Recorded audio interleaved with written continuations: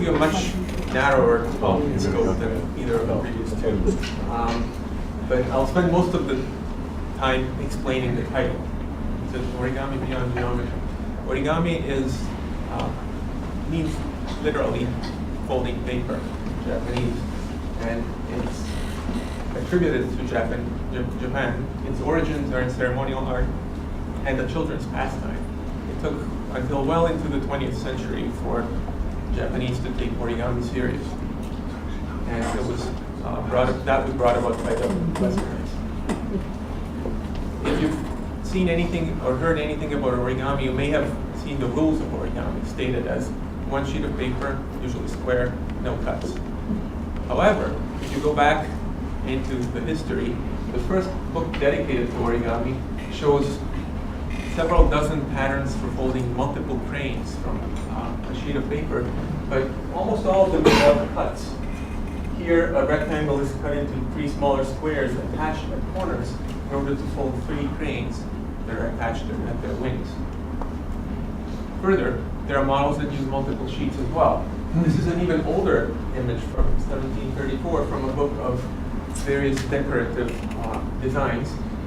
These 2 pages show an assortment of origami, boats, a human figure, the crane, and then a cube made of 6 sheets of paper folded into modules that are then assembled.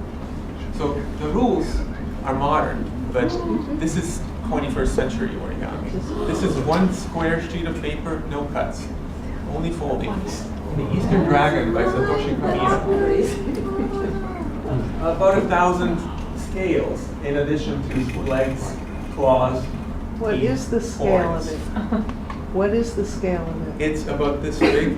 How big was the sheet of paper? The sheet of paper, I believe, was taller than me, but I cannot fold this. This is beyond. Was that designed by? Could you go back one for just a brief moment? Okay. I will talk a little about how the design works. Oh my God. This is another example. Sometimes, even though you can only take a single piece of paper, you want to fold multiple subjects from it. So here you have a kraken attacking a 3-masted ship under full sail. Well, technically, there are 2 sheets of paper involved because this patch of water is separate. But the kraken and the ship come from the same square. Again, about 6 feet tall. Here we have 3 separate figures, but each of them is a warrior with clothes and armor and weapon. The Fellowship of the Ring, or part by Eric Joisel. So even though you have very limited means, a single square sheet of paper, no cutting, a lot is possible. What exactly is possible? That's now almost a mathematical question. And the answer is everything is possible. There's mathematical proof that anything that you can imagine, as long as you can describe it in finite terms, can be folded from a single sheet of paper with no cutting. Any shape, any 2-dimensional or 3-dimensional pattern. Even better, the proof is actually somewhat constructive. It tells you where the creases need to sit on the sheet of paper in order to be able to be folded into the shape you'd like.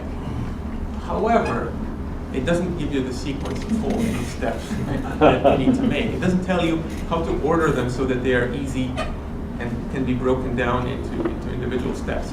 A lot of complex origami models, if you find diagrams for them, there'll be a step where it says, now unfold everything you've done so far after 50 or 60 steps. You have a lot of these creases, collapse it into this intricate shape next. It doesn't tell you how to collapse it. It's just that all of these creases have to happen at once. Here's an example that doesn't look that difficult, maybe, but it's a tessellation. It's folded from a single sheet of paper, and there are lots of little triangular flats stacked on top of each other. It looks almost like it was assembled from individual bits. But the trick here is I folded it without making any additional creases. In the process that's described in the diagram, you have all these squares divided into 4s. You have diagonals in all of them. All those extra creases help you move layers of paper around and eventually arrange them into this shape. If you want to make it without producing those extra creases, you pretty much have to convince different parts of the paper to go around itself and almost through itself and arrange themselves almost simultaneously. You can't do one part of it without touching the rest. It just deforms out of shape. It's really difficult. And I can't fold it very cleanly. This is what it looks like up close. It doesn't look very neat. So just as an It example, looks something that's fascinating, different. I agree. It still looks interesting. It still looks fascinating. I'm still happy that I've tried that, although I don't want to do it again. So how do you design origami? That's the big question. Traditionally, what happens is there are a couple of different bases, simple patterns that you fold that let you free certain parts of the paper. The preliminary base up left gives you 4 corners, 4 triangles. You can maybe shape something using that. If you want to make thinner points, you make a fish base or a bird base here. The bird base, it can't be seen in this view, but it gives you 4 points that can be moved relatively independently. And it's the base for the traditional crane. You get the 2 wings, a long neck with a head and a tail. The frog base has even more points. You can make these more complicated, but you get only that family of patterns. You get angles that are 45 or 22.5 degrees, and then you have to manipulate the paper into the shape you like. That doesn't look very satisfying because it doesn't tell you how to get to what you'd like. And the mathematical theorem that I mentioned earlier about being able to fold anything you like has to obviously come from somewhere else. So there are several ways to do this. There are several ways to approach this, and there are several fully developed origami design techniques. One of the first was developed in the mid 20th century. It's called box pleating. It tells you in its most basic form how to create multiple boxes from the same sheet of paper. Boxy shapes, cubes or rectangular 3-dimensional shapes. And then in this case, it was used to build a train with a locomotive and 2 cars. This example still looks very simple, and it's not obvious how to get curves or shapes that are not composed of boxes, but it can be done. The tree design is what led to models such as the Kraken shape. And here are patterns of folds on a sheet of paper that let you fold these. So here you can actually see the 2 cars and the locomotive. The wheels are up here and down here. And looking at that, it sort of makes sense that the final result might look like that. How do you go from your vision of that to this pattern is a different question. It's something that can be explained and learned in principle. Tree design is much more complex, and even though it was developed to allow people to design things on paper, it's most frequently used with the help of a computer.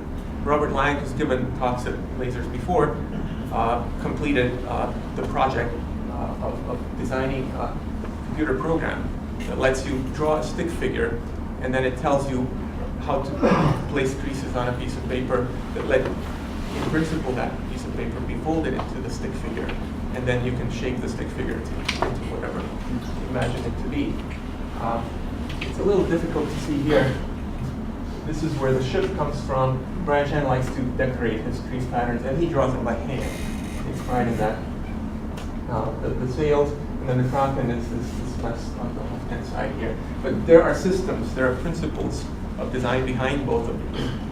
What they have in common is they involve geometry, a lot of thinking before you even start folding. You have to know what you'd like to get, then you have to translate it into a different language, in either box pleating or tree design, and then you have to somehow optimize that expression in the language to get your design. Then you can start folding, and the result of the folding is determined. It seems too much of an engineering approach to me. It doesn't leave a lot of freedom, but it seems like, at first glance, it seems like that's required because you are very heavily constrained by geometry. Paper doesn't stretch, and unless you want to tear it, you can't take 2 points on it and move them further apart. So anything you fold will be a piecewise isometry. Every pair of points will stay at the same distance. It also is a developable surface. Whatever you fold, you can unfold back to the flat sheet. You cannot have a point on a sheet of paper where no matter what line you draw through it, the line is curved. There's always going to be a straight line, at least for a part of your run. In other words, there's Gaussian curvature 0 for the mathematicians in the audience. So not everything not every shape can really be folded exactly. If you want to fold a sphere, that's not, I told you you can fold anything, right? Well, I lied, you can't fold a sphere, or anything that's fully curved.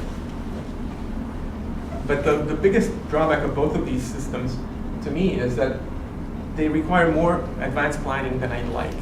I'd like to maybe do some folding and then be able to improvise a shape, be able to stretch the paper like rubber or clay. And by definition, you can't do that with paper. But there are other people who've tried developing their own design styles, and they're successful. So people like Yang Din have created very simple stylized shapes, and they can do them very quickly. They have an understanding in their head of how to do this.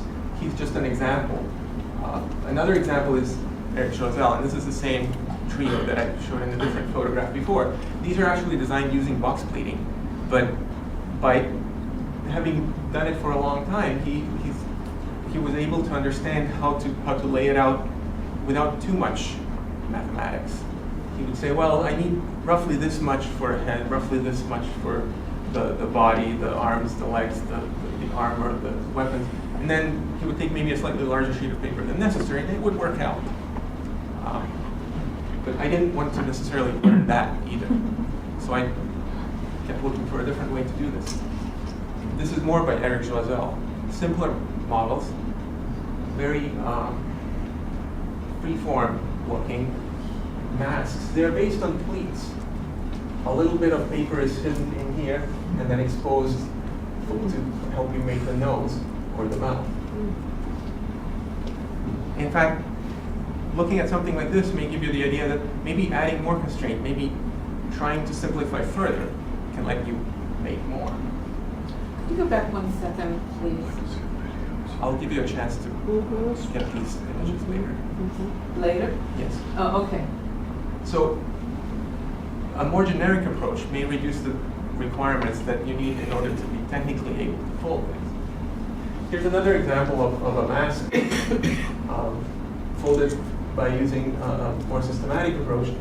Joel Cooper folds grids of pleats in 3 directions, hexagonal grids, and then pulls out little bits of paper hidden by the pleats in order to create 3-dimensional pieces of his models. He knows how to make a nose. He has a box of noses, eyes, mouths that he's developed in learning how to make them. And then he's figured out how to make interfaces for them so that he could fold them all from the same sheet of paper. But I like to do things that are more abstract. This is the first example of something I've folded so far. And it's a more free-form shape. It's again based on pleats, but it's made using a process that lets me do some folding and then lets me shape things as necessary. It doesn't always let me do whatever I imagine in advance, but I'm happy to experiment and improvise. So this is a more generic pleated base that then lets us sculpt things into different shapes. So what's a pleat? Just what you would think it is. Just 2 parallel creases, one a mountain crease, one a valley crease. Then you make a lot of them and you can get shapes like these. This is Joel Cooper again. This is by Christine Edison, a more abstract shape. You see a lot of curvature here. Another of Christine's pieces, again based on a hexagonal symmetry, but this time several decorative flowers, and they repeat their distillation. This is a backlit view of another distillation by Parker. All of these were based on hexagonal grids. You can also use square grid instead, and you can go as abstract as you'd like. So just to try to convince you that that mask by Joel Cooper is folded from one sheet of paper, here's an example of a mask in progress. You can see the paper is unfolded up there, but you can see the creases as well, the hexagonal grid. And down here, there's a chin formed, a mouth, and the beginning of my nose. And you can see the pleats here are not fully closed back together yet, because they need to be somewhat open for the rest of the model to be shaped. But you can see that they look almost woven. So where does it begin? This search that I've been engaged in for finding a way to design my own pieces. Well, it begins with an old photograph in an origami book from 1990s by Paul Jackson. This is called a Belch, and he said it was made. He described it in the caption in the book as being made by covering the paper in a rectangular grid, and then folding pleats alternating the direction. One direction horizontally, then vertically, then horizontally, then vertically, and so on. And then you get to the end, and then he says, the bulge occurs naturally and the creases lock under their own tension. And I tried to do it. I thought I understand exactly what he's saying in that caption, and this is what I got. It just wouldn't lock under its own tension. Instead, it curved in a different direction and it spread apart. Well, I missed a bit.